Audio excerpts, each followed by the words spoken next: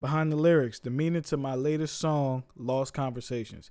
This is really going to be dope, and I think it's going to be something that you guys will really enjoy, so check this out. Okay, just before we even start talking for real, my cat was crying. This is a brand new kitten, Princess, and she was crying. I just gave her a bath, so I got to hold her throughout this whole video. So in order to understand this song in its totality, you got to first understand that the first verse talks about reconnecting with this dude that I grew up with. Me and this guy have a long, and I mean a long history together. I've known him since I was probably about 6, 7 years old. And we've been tight from that age up until I was about 17, 18 years old, right? We were tight all the way through that. But a lot of things were happening. So it's important to understand that piece because the first verse talks about us reconnecting, making music together, doing different things like that, just being in the music space together because we started in the music space together. So in the first verse, I actually talk about how, we reconnected, the plans we were making while we were reconnecting, and different things of that nature. What I don't mention in the first verse, which I guess this also is important, is that we had specifically, I went out my way to schedule some studio time in New York with a studio out there, right? And I wanted him to be a part of that so we could make the songs we were talking about. In fact, we were willing to bring a bunch of other people with us.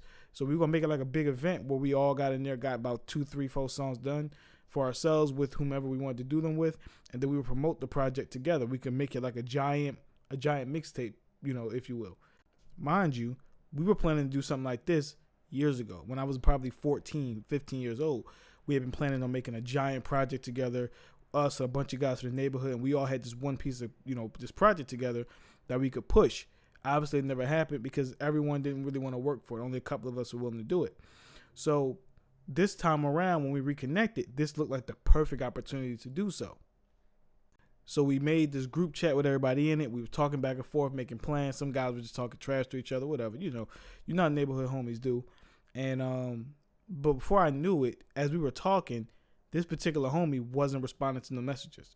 We getting closer and closer to the date. We getting the money together, go to the studio, drive out to New York, etc.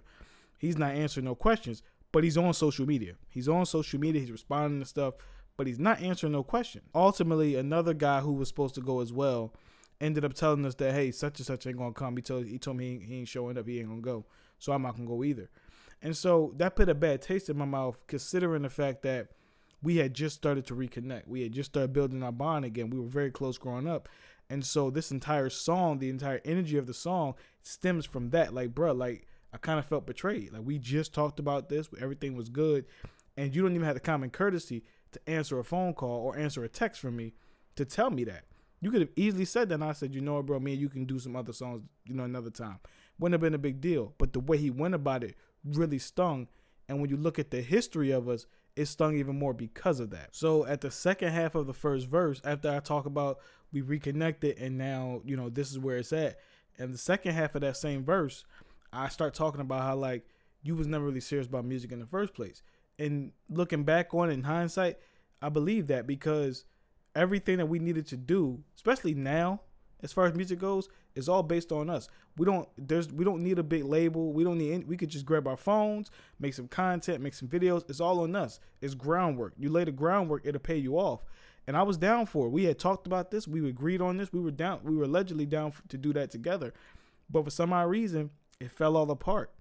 And we never had a conversation. He didn't want to have a conversation about it. I reach out, he won't answer. So it became really frustrating. So that whole first verse kind of talks about the frustrations, the reconnection we have, all those kinds of things.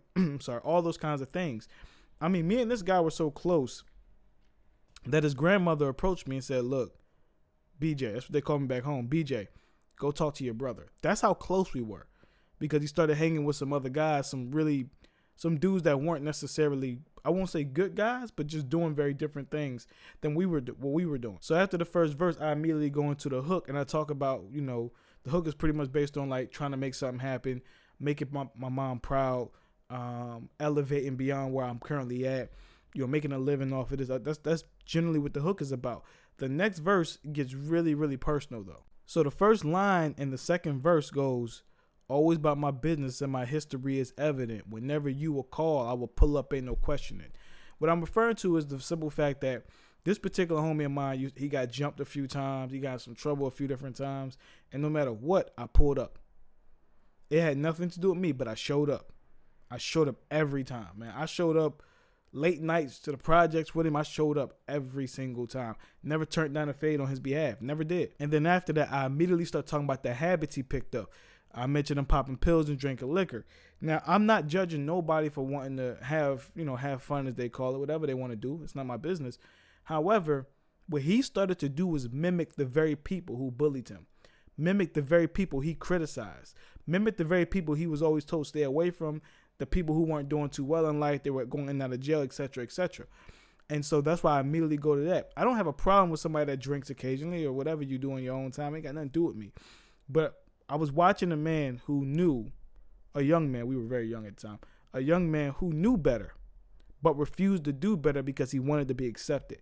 And that was the really disappointing part. I mean, if you guys knew this person I'm talking about, if you guys knew the history of him, he was set to be like something, I'm talking like a president or something. Like he was like at our middle school and then, at our elementary school and then middle school, he was like that dude.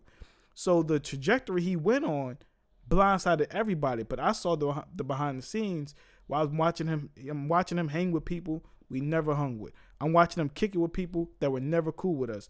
And I'm watching him take their habits and behaviors and do them himself. And I'm sitting there like, this is sad. As the second verse goes on, I start talking about how I was playing ball, but I was recognizing some different things with him. I was. Because I was focused on football and music less at the time, but football more or less. And I'm noticing things that he's doing. I'm noticing the people he's with, all of those different things. And it had me a little concerned because it's like, their lives didn't turn out good. Their lives wasn't turning out good. They were in and out of jail, multiple kids. So I'm like, is this the thing you want for yourself? I don't understand it. So as I'm recognizing all this is happening, I got to distance myself from them because it's not becoming healthy for me to be around it as it's occurring. And there's a line in there where actually I think it sums up everything. It's in the second verse. I said he's gonna mimic everything as long as he can hang with them. Cause he ain't been feeling good about the skin that he been living in. And it's really focusing on he ain't feeling good about the skin that he been living in. What I learned by being around him was that he was never comfortable being who he was. He didn't like being the nerd. He didn't like being none of that. He wanted to be something else. And I saw him starting to convert and be something else, which led to him going to jail a couple times, which led to him getting caught up with the law. I don't know if he went a couple times. I know he went once at least. But it led to him going to jail. It led to him getting caught up with the law. It led to him having multiple kids, which isn't necessarily a bad thing. But he did have multiple kids, but I don't think they were planned. And that was something he had to adjust to because the woman he had the children with, she wasn't necessarily ready for motherhood. So it was a lot of things that followed that, right? And I also ultimately knew that everything he was doing was to obtain respect. It was all about obtaining respect. But in the process of him obtaining respect, he was hurting himself. He was hurting his loved ones. He was hurting his grandmother. He was hurting his mother. He was hurting his sisters. He put a lot of people at risk. He put himself at risk. And this entire song just pretty much talks about how there was a guy who I grew up with, who I loved dearly. We were brothers, man. We were brothers to the end. And because of that, the trajectory and the stuff he started doing really disappointed me, including the way he operates as a man. All he had to do was say, yo, B, I don't feel like going to New York with all those dudes. Me and you could just link up, get to a studio together, knock out some songs. I'd have said, bro, that's completely fine. But the fact that he didn't do that, it brought back all those memories and all the reasons why we separated in the first place. It also taught me a valuable lesson. People are who they are. So when it's time to assess or do inventory on your friend group, you have to understand that people are who they are. We can break it down. We could do all that stuff. We could put all the fancy words there, but they are who they are. And when I learned this, it was easier to accept it. Accept the fact that we just were on two different wavelengths. Accept the fact that we just on two different pages right now. And I can love you from afar, but I cannot let you ruin what I'm trying to build right now. Right? I cannot put myself in position to be taken out of position because I got so much love for you.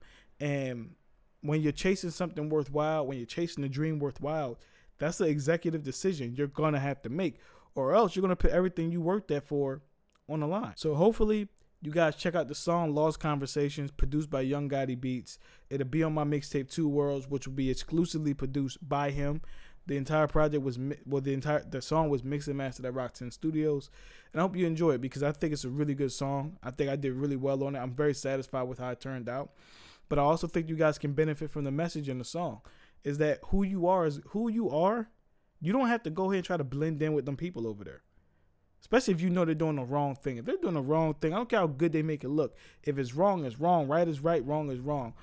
You don't have to bend and compromise to go fit in with them people over there. If anything, they probably want to bend and compromise to fit in with you because you're probably in the winning position. So don't feel bad for being no nerd. Don't feel bad for loving chess. Don't feel bad for loving League of Legends. Don't feel bad because you want to play a trombone. Don't feel bad for none of that. Do what you do and do it to the best of your ability because I'm telling you, the thing that's cool is what you love to do. That's what's cool, what you love to do, because you're going to do it in such a way, with such elegance, with such poise, that it makes it look like something that people never thought of it as before, right? Certain things weren't cool before certain people did it, right? And you're probably that person. You have to do it unapologetically. So, man, don't find yourself conforming, man. And please, if you ever get a chance, go check out Lost Conversations. It's on YouTube now, and it'll be on all DSPs on Wednesday. What's that? December 11th. December 11th. Go check that out, please.